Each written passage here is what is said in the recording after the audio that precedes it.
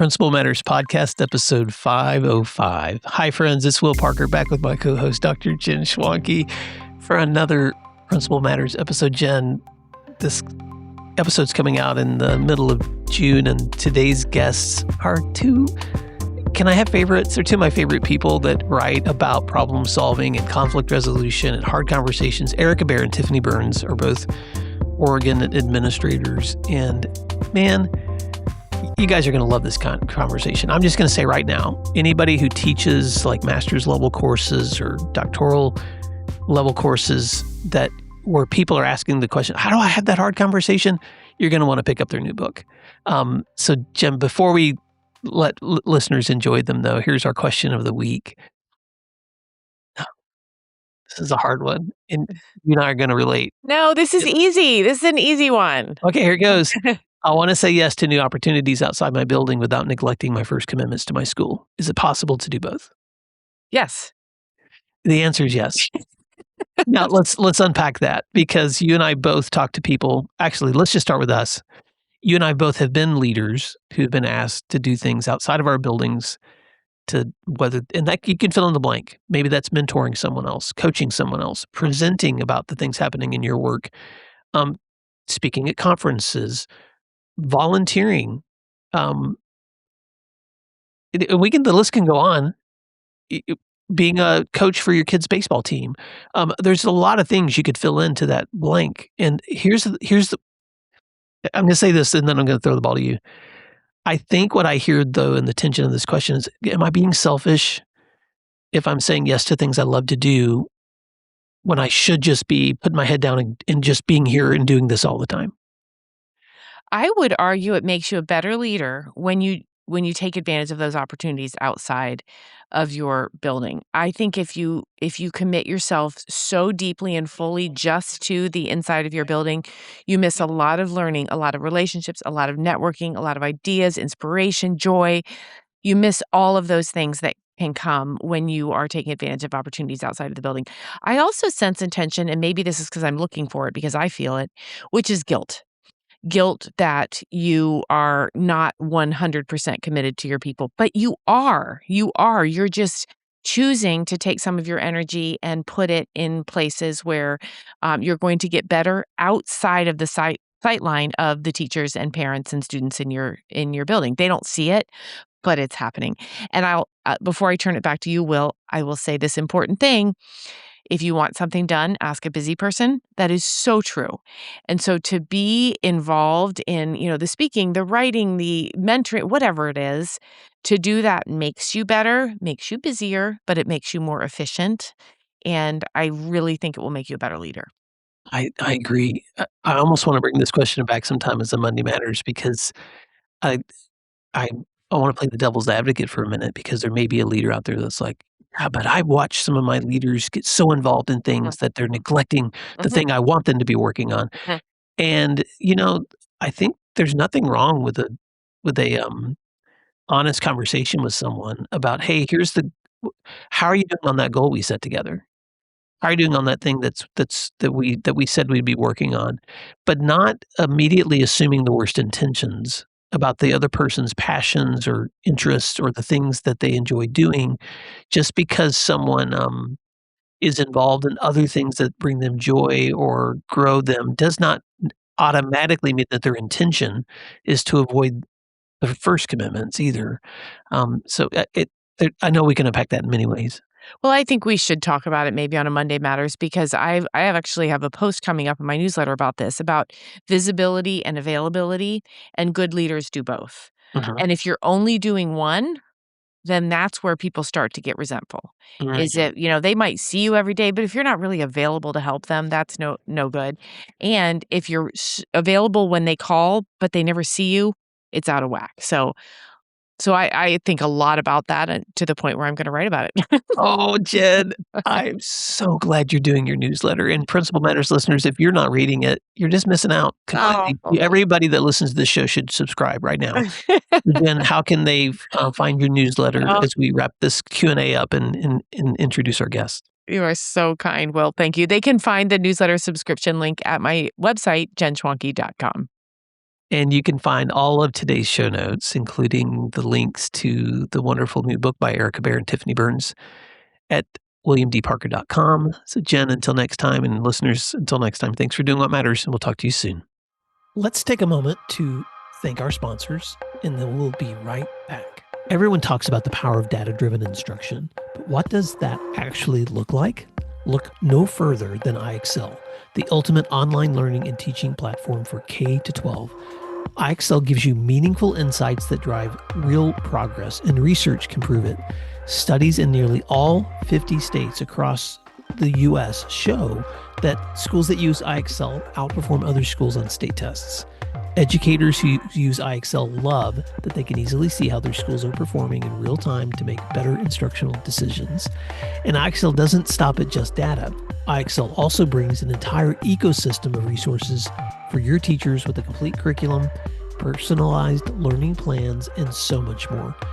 It's no wonder that iExcel is used in 95 of the top 100 school districts. Ready to join them? Visit iexcel.com/PM to get started. You're listening to Principal Matters, the School Leaders Podcast. Hi, friends. This is Will Parker, host of Principal Matters, the School Leaders Podcast, back with you for another episode. This week, we're going to be talking about a school leader's playbook for tough conversations with two special guests, Erika Bear and Tiffany Burns. Tiffany and Erika are veteran educators and co-authors of Connecting Through Conversation, a playbook for talking with students. Tiffany brings more than 2 decades in education, from teaching at the elementary, middle, and high school levels to instructional coaching and serving as an elementary principal before taking time to teach and support educators nationwide as a part of the Connected Communicator movement. And Erika Bear has spent over 20 years in education, including roles as special education teacher, administrator, currently as a district leader committed to helping all students reach their potential. And together, these ladies blend their deep classroom and leadership experience with practical communications tools that help adults build stronger, more connected relationships. They're also the authors of the new book, A School Leader's Playbook for Tough Conversations. They're returning guests. They were on episode 369. Can you guys believe it, from your first book? But welcome back to Principal Matters Podcast. Why don't you guys fill in the gaps on that intro? And before I start diving into my questions, why don't you tell listeners something else they may be surprised to know about you? Tiffany, you go first. All right. Thanks so much for having us back, Will. It's always so lovely to get to talk with you and your listeners. Well, what folks may not know is that in the fall of 2024, I did a really significant career change. I had been a building principal for 12 years. And then, like you said, Eric and I are traveling all over doing professional development and working with districts and schools. And so I took a break from being a building principal and I started coaching principals. But then I also started working in higher ed and working with pre-service teachers and teaching in the School of Education. And I fell madly in love with teaching again. It's so fun to kind of come full circle in a way. So I've been doing that now. That is my full-time gig, along with coaching principals and traveling around. But I am having so much fun working with new teachers and pre-service teachers. I'm not surprised. Erika Bear, what's something that listeners would be surprised to know about you? Well, surprise. I think the most surprising thing that folks find out about me eventually is that my first real job was actually at Chuck E. Cheese. And I did indeed dress up as the mouse and was pretty exceptional at it. My only challenge was that I'm barely 5 feet. And so oftentimes, the kids and I were at about the same level, but it was a super fun job and I loved it. And one of the first times I really got to hang out with kids on the regular. So I loved it. Super fun. And also loving my role now as a superintendent and getting to support students and educators in that way. I'll never see you the same again, Erika, now that I know you're Chuck E. Cheese. So Yeah. when I had you guys on the show back at episode 369, you had just written your book, Connecting Through Conversation, a playbook for talking with students. And I remember at the time endorsing your book and reflecting on it with the thought that every educator should own that book. It should be part of their pre-service training. It should be part of their education programs. I just think that if you're listening to this and you're in charge of any kind of educational training with teachers, or you're at the university level and you get to decide curriculum, you need to have a copy of Connecting Through Conversation, a playbook for talking with students, in the hand of every teacher. Because you guys take the practices of some of the most difficult scenarios you can imagine, and you teach people the skills of how to walk kids through really hard situations, de-escalate, scripts for how to do that in ways that kind of lead them to the next thing, behaviors that lower anxiety, all those things that experienced teachers know, but don't necessarily know how to explain. And you guys do that. But now with this new book, and I'm just going to tell you guys, I feel the same way. After I read a school leader's playbook for tough conversations, I was like, okay, now anybody who's getting a degree or a master's or going to step into any kind of educational leadership role, this should be required reading, because it takes all of those most difficult conversations you're going to have, and it gives you really practical ways to think about that across the spectrum of your work, but especially with adults.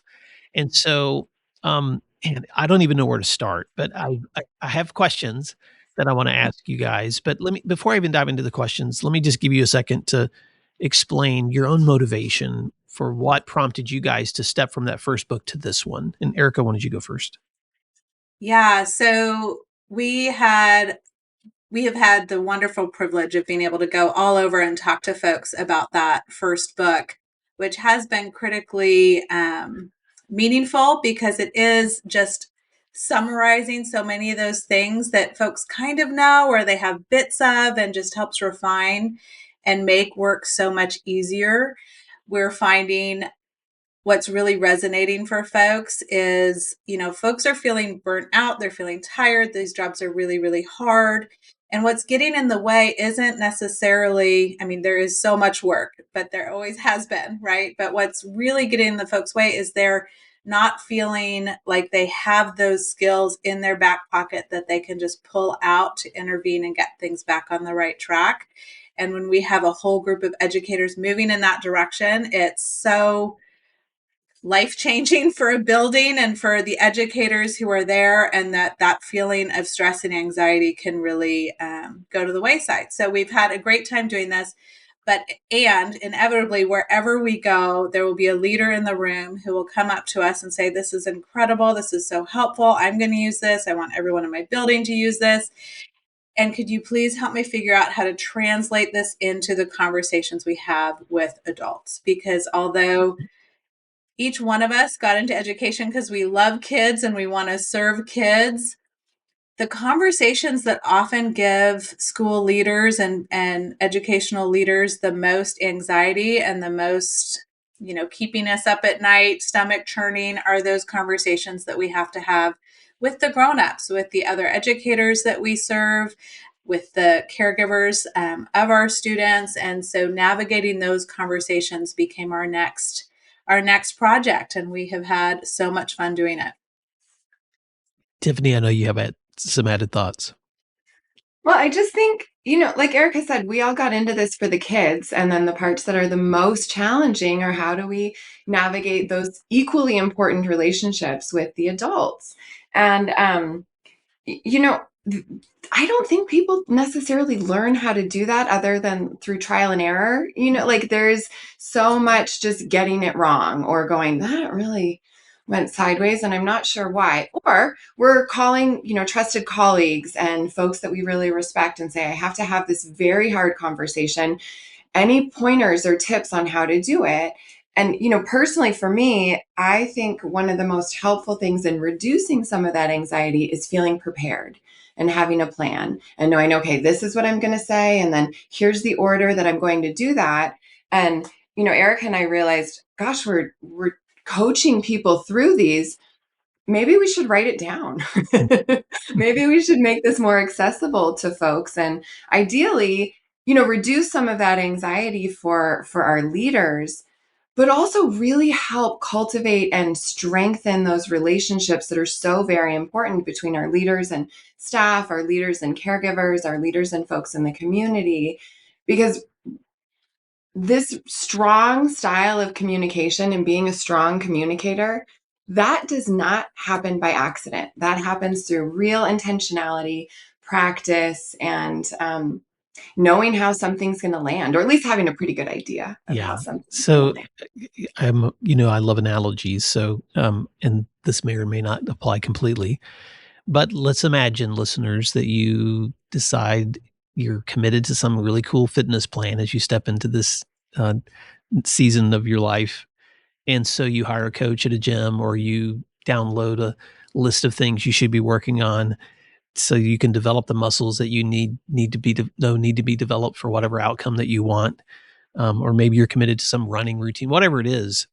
Um, you usually, if we approach those outcomes haphazardly, we're going to have haphazard outcomes. If we approach those outcomes like specifically and targeted like that, then we're going to probably see like measurable growth in those areas that we're actually trying to develop. And the way you guys write this book is, this is it. This is the book that if you want to have an outline for the ways you develop beliefs, relationships, the strategies, the ways you lead conversations, but you don't just explain that through the book. And by the way, a lot of the questions I'm going to ask you next are actually from the end of the book, because at the end of the book, you take every one of those things you've explained throughout, and you give this incredible treasure at the end of the book of just scripts and sentence stems and examples and how to and planning guides for when you want to have hard conversations. Here's where you can script it out. And so I want to begin with the concept of the care out loud routines, because and I'm just going to speak to this because I've read it, and listeners, I'm just going to invite you to pick up a copy of the book. But I just want to hear you guys as the authors. You talk a lot about the routines that make hard conversations better, making rounds, celebrations, intentional greetings, building those relationships. So that's foundational. But we know that even though those are foundational, that doesn't mean it's easy. And so, what gets in the way of leaders sustaining the kinds of habits that build the relationships they need to have so that they can have these hard conversations? Let's talk about that for a minute, because you're both practice leaders. Speak to that for leaders for just a second. Why that's so essential and why it can also be really hard. Yeah. So I think there's the most basic thing that gets in the way is time, right? Educators are incredibly busy, all of us, school leaders in particular. And so it's not going to happen because we want it to happen, right? These things have to be calendared.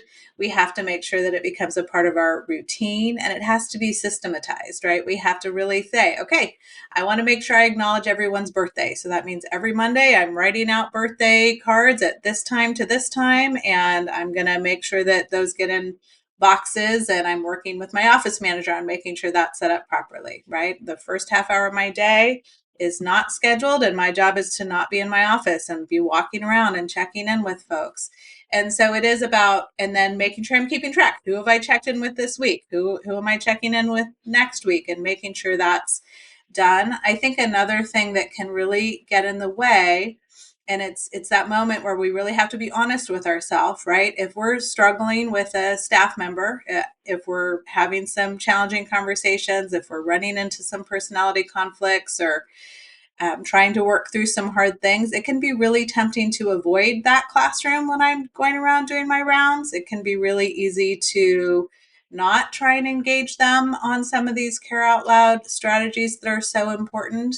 And that's when it matters the most. And so, of course, we have to lay that foundation, but we really have to push ourselves to, we like to say, go to the problem. So if we're struggling with a staff member, that means we really need to be showing up as frequently as possible to have those conversations that are more about, like, what are your plans this weekend? How are your kids doing? All of those human elements, because as we're stepping into addressing performance, talking through some of the harder things, if we've laid that foundation, if they know that we care about them as a human, that conversation is going to go so much smoother. So it is about being systematized and also making sure that we're not inadvertently or subtly leaving people off of that list, especially when we have large staff. We have to be really careful. Our systems support our habits. Yep. Show me your calendar or show me your systems, and I'm going to see the habits you're supporting that create the outcomes that you want.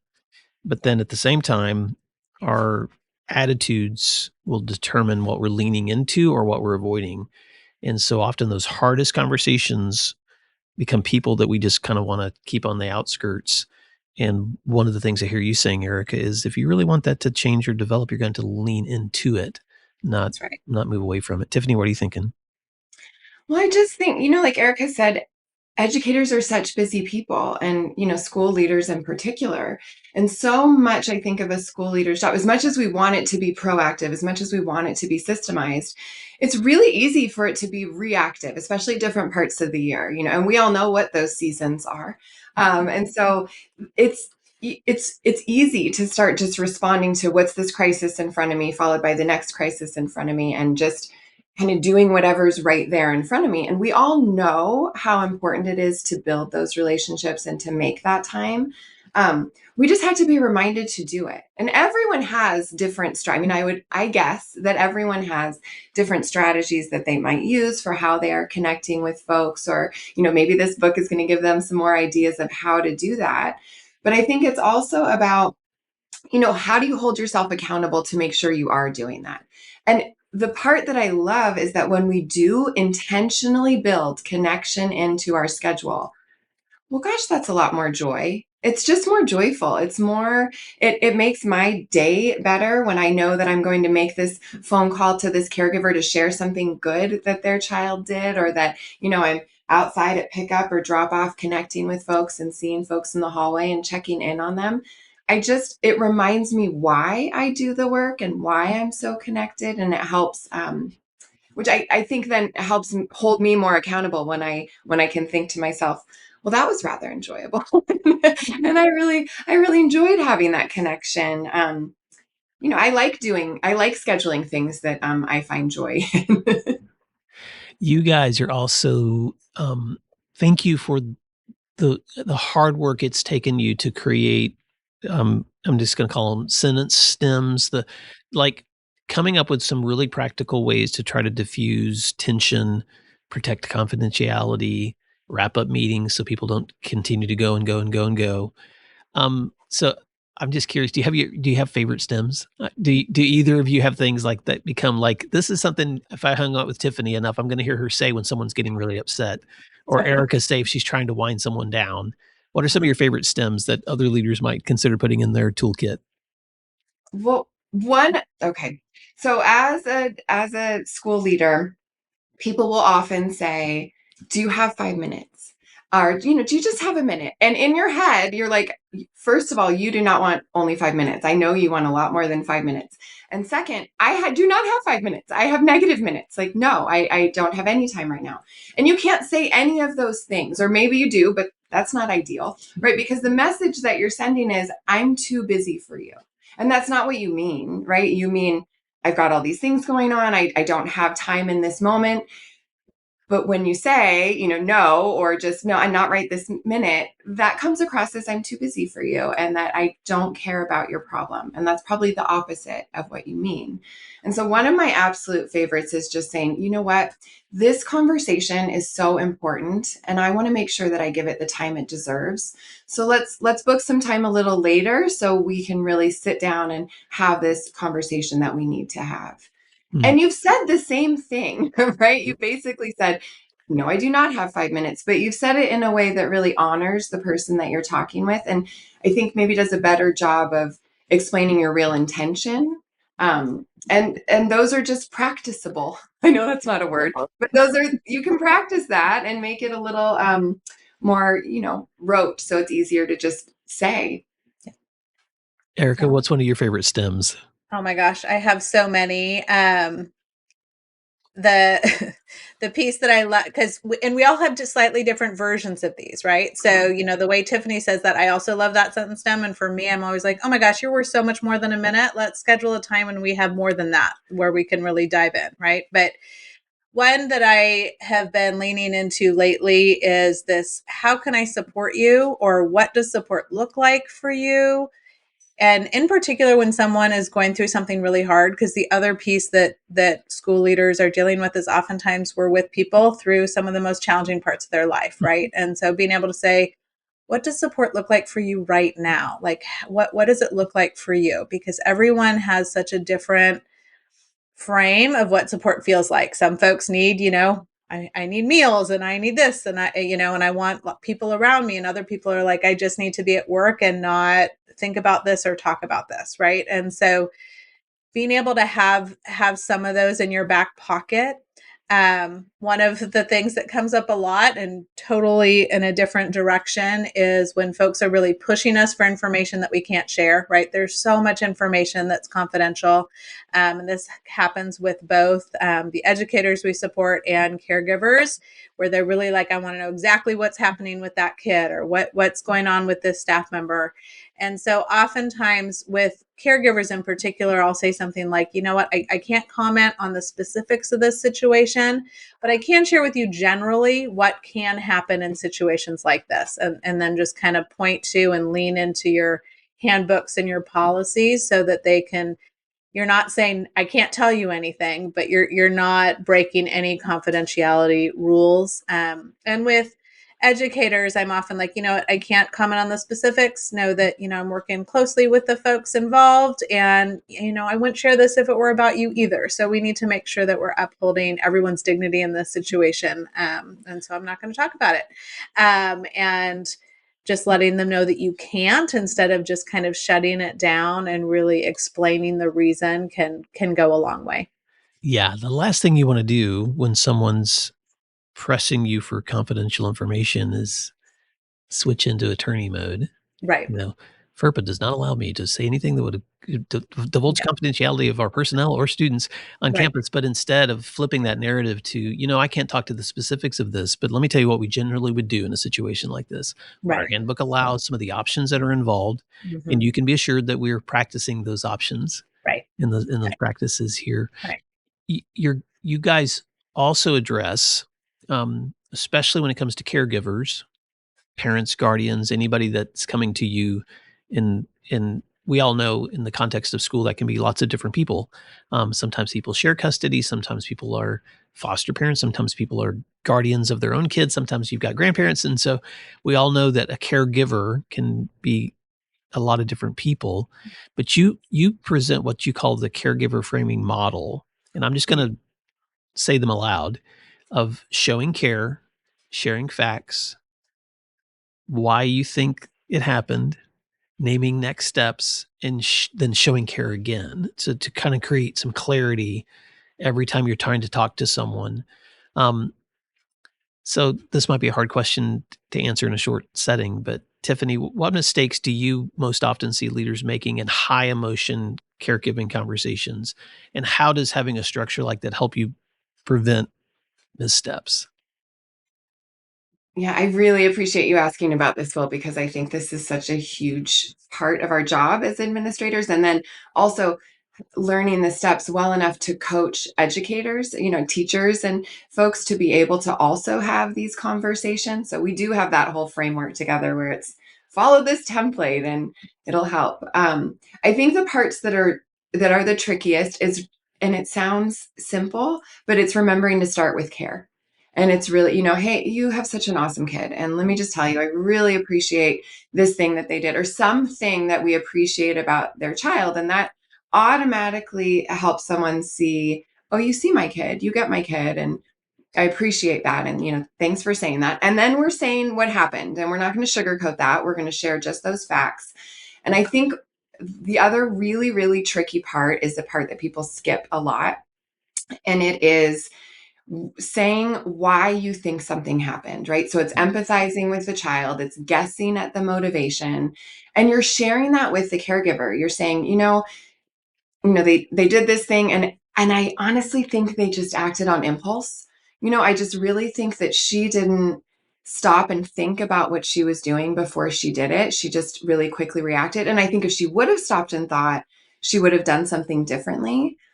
That's not quite what happened here. And so let's talk about it. But what that does when you say, here's why I think they behaved in this way, it lets the caregiver know, oh, you really are trying to understand my kid. And that what they're thinking is, oh, you aren't just saying that I have a bad kid. You're saying that maybe, often we've already talked to the child. So we're able to say, in talking with them, this is what they shared, and I was able to better understand this. Because I think, I have teenagers. And so it's really important to me, as a mom, that people understand my child and they take the time to get to know them, and that they don't make these rash, quick decisions about them.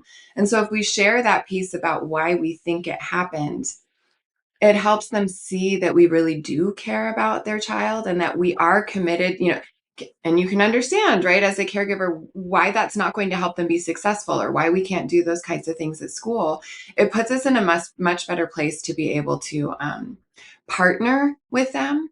It also helps the caregiver feel they don't have to feel so defensive, right? Because they're not defending at this point. They're going, oh, okay, well, yeah, what do we do together to make this better? Because my kid cannot keep doing that. And I'm just going to speak directly to Principal Matters listeners, because anyone who's done this work for a while, all of those dynamics, are present in important conversations. But when I rewind back to my earlier years, I had to learn those practices because I would just jump straight into problem solving, straight into solution. But if you don't take the time to first show care, share those facts, explore why you think this happened before you step into steps, you're going to have to backtrack because it's going to be messy and often uncomfortable. And sometimes you're going to get a lot of resistance. And just because you learn how to do this doesn't mean it's going to go perfectly either.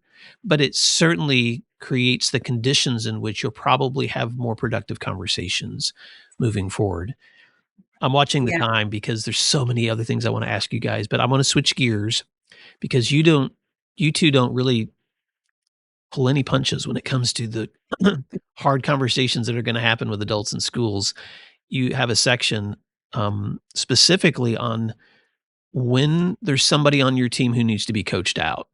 And so let's just assume listeners want to support, they want to develop, they want to build the capacity of the people in their work. But then you recognize there's some people whose behavior is so toxic that they need to be coached out. So, Erika, I'm just curious, and I know you can both speak to this, but I'm going to ask you this question. How do leaders hold on to both the dignity of the people that they're working with, but also hold them accountable when they're leading some of these exiting conversations? Right. I think the first thing that I would say is we have to recognize and acknowledge this is really hard, right? These are some of the hardest conversations we're going to enter into as leaders. And so, because it's so hard, it's critical that we prepare ourselves well, because otherwise it's so easy to get sucked into those things that can take away from dignity, right? So if we think about, we've already gotten to know this person.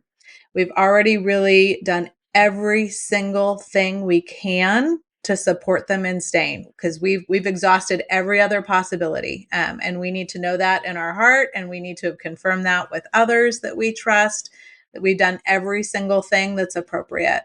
And then it's about really remembering that it's critical that we deliver the message succinctly and clearly and in a way that will allow them to walk out of there and recognize at some point, probably not that day, that it was the right thing for everybody. So we really lean into our planning guide on this. And the first step is really about how am I going to communicate this and what needs to be said? So really being careful about the purpose, making sure that we're not coming from a place of anger or frustration, any of those things. We want to be really clear. I'm entering into this because this is what's necessary for kids. This is what's necessary for the culture of my building. This is what's necessary for us to move forward.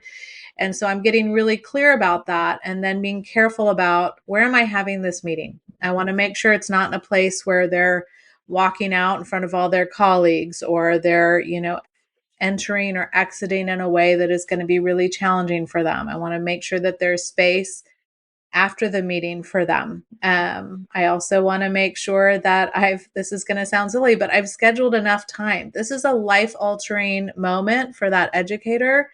There needs to be sufficient time for that. And so just like setting that part up is really important. And then it doesn't do anyone any favors to not be clear. We have to say the words, and that's why for me, even still, I've been in this job for a minute. And even still, if I'm entering into a really hard conversation, I'm writing down verbatim what needs to be said. I'm afraid there's no path forward here. Your employment with us is going to end on, effective whenever. I need to write that down so that I make sure those words come out of my mouth. It's accountability for me, and also make sure that I'm being really clear. And of course, the coaching part of that, we've been clear throughout. These final conversations are the hardest, but we've had multiple conversations. And in those conversations, we have to make sure, as Brene Brown taught us, clear is kind. So we want to make sure this needs to occur. This behavior needs to change. This situation needs to turn around. Student results need to start looking like this. That's been said, like exactly what we mean. Not like, I'm wondering if you could think about. We've said this needs to occur by this time, or this is a possible outcome, so that there's no surprises. And that really does allow them to uphold their dignity. And then when we're really parting ways, we need to let them own a part of that story. So engaging them on how is this going to be communicated out? What would you like us to say about this? Within reason, but making sure that they have an opportunity to own part of that story. How would you like to get your things? All of those pieces as well. There is probably nothing more powerful when you're getting ready to have some of the most difficult conversations. And you can't always control all those factors. Sometimes they are on the cuff situations that happen, but a lot of times those most difficult ones, in advance, you're going to need to have this conversation. So there's nothing more powerful than being able to plan in advance.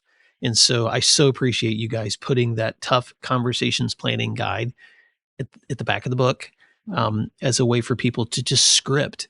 And Erika and Tiffany, I know I'm not telling you anything that'll surprise you, but this doesn't just work for school, it works for life. I mean, I've had situations with family members or friendships or whatever where I've had to sit down and say, what is it that I need to say? Let me just write down that sentence.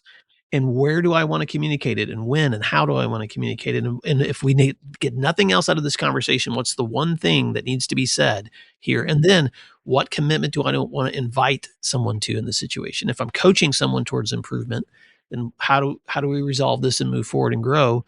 If I'm coaching someone out in a context of work setting, for instance, then making sure we're really clear on what the next steps are going to be too. Tiffany, do you want to add anything to that conversation as you think about those hardest coaching conversations? They just are the hardest. They just are. And I think it's so normal that they are the ones that keep us up at night and that cause us that much stress. And, you know, having the really clear script just helps. It just helps me know, okay, for me personally, knowing I have a plan, I think is really helpful. But I think, what we go into in real detail in the book and we skip over a little bit here is just how much leads up to that. The coaching to really lead up to that is so important. And one of the things that Erica and I coach folks on, and we've included in the book, is that often educators are such empathetic humans, and we're so kind and we're so thoughtful and we're really compassionate. So when we're giving feedback, sometimes it's easy to fall into softening the message, and saying it in a way that's maybe easier for the person to hear. And sometimes we run the risk of softening the message so much that we lose the message entirely. And so that doesn't do anyone, I think Erica said that it isn't doing any favors for anyone. So really making sure that we say the thing that needs saying. We can still, like we talked about with caregivers, we can say why we think it happened. We can share why we think that motivation is there. But it's really important that if we want people to make improvements, that we tell them exactly what needs improving. And also, as we're coaching through, believing that they will do it. Like having that belief, like setting out, going, okay, I am coaching you up and coach up and coach up and coach up. And then ideally all of that works, and there are times when we realize, no, we're going to have to move into coaching out and still maintaining their dignity, still maintaining being true to ourselves and holding true to our values while we go through that process. I'm not going to say it makes it easy, because it does not, but I do think it makes it easier. I'm going to tell a funny story as we wrap up, because I'm trying to think of a way to describe the strengths that I admire in the both of you. But I remember after several years of teaching, stepping into the hallway. This was when I was still in the classroom, but passing period, you're doing your thing. You're just standing out there observing kids, welcoming kids to class. And I just remember, like, I'm going to use some Star Wars analogies. I felt a change in the force. Like I was like, there's something's not right here. I can feel there's something not right going on here. And I just started walking into the hallway and then toward the classroom where I felt something wasn't right. And when I stepped in, there was a huge student fight that was breaking out. And there was a young teacher in there who first year did not know what to do. And so I jumped in, and so did two other veteran teachers right behind me. I had no idea how they knew either. And after that whole situation was resolved, and you guys know, you've been there. I just remember thinking, how did I know that was going to happen? And I still don't know how to explain the, whatever you want to call it, the Jedi skills, the ninja skills that teachers develop over time. When I think about my friends Erika Bear and Tiffany Burns, I think of you guys as you're just Jedi communicators. And I mean, you guys are so good at knowing, and not just doing the work, because I've read your books and I've known you guys personally. I mean, we've known each other outside of this context too. So first of all, I just want to say that out loud. But then I also just want to say to any listeners that these are skills we continue to develop over time, and we never mastered them. And so if you want a resource that's going to help you listeners to continue to develop those skills and add some new tools that maybe you've never used before, you need to get a hold of a School Leader's Playbook for Tough Conversations. So as we wrap up, how can listeners find your book? How can they stay connected with you? And what are some parting words of advice that you would either want to share before we say goodbye? Erika, you go first. Thank you, Will. Those are super kind words. I've never been called a Jedi before. I love that. The best way to get in touch with us is definitely through our website, connectingthroughconversation.com. And you can find all of our socials on there. You can email us. We would absolutely love to connect with folks. And then our book is available on Amazon, super easy. And we would be thrilled if folks decide to pick up a copy. And we do really love supporting teams and districts with this work as well. And Tiffany? Well, I think people can now find me on LinkedIn. I'm going to go ahead and change my title today to say Jedi Communicator.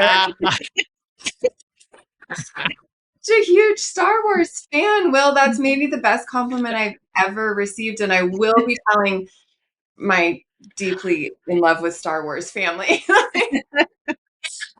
Yeah, we would love to connect with folks on socials. And Eric and I, we always just like to share, information and things. So we're doing, we've got our blog. We'll be starting our own podcast soon. So we would love to be able, just connectingthroughconversation.com, buy the book, find all the things. We're always doing something to help educators. Well, Tiffany and Erika, thank you guys for your leadership. I'm still picturing that scene in Star Wars where Luke walks in and he just waves his hand and they do whatever. It's not magic, but these are skills we can learn. So thank you both for the hard work of taking those skills and translating them into a new resource. Thank you for the way that you coach and lead teams in your own places, but also across the U.S. And Principal Matters listeners, thank you for your listening and learning together. We'll put all these resources in our show notes. You can check them all out at the website at williamdparker.com. But until next time, thanks for doing what matters. We'll talk to you again soon. Thank you for listening to today's episode of Principal Matters, the School Leaders Podcast. If you enjoyed the show, would you take a moment and like, share, subscribe, or leave us a review? In fact, if you share it out with a friend, even more people can become a part of these conversations. Sign up for our newsletter at williamdparker.com for even more free resources. And don't forget to check out our website to learn more about our books, professional development offerings, Grow Academies, masterminds, executive coaching, and keynote presentations. Wow, let's keep learning together. And thank you for doing what matters. Principal Matters.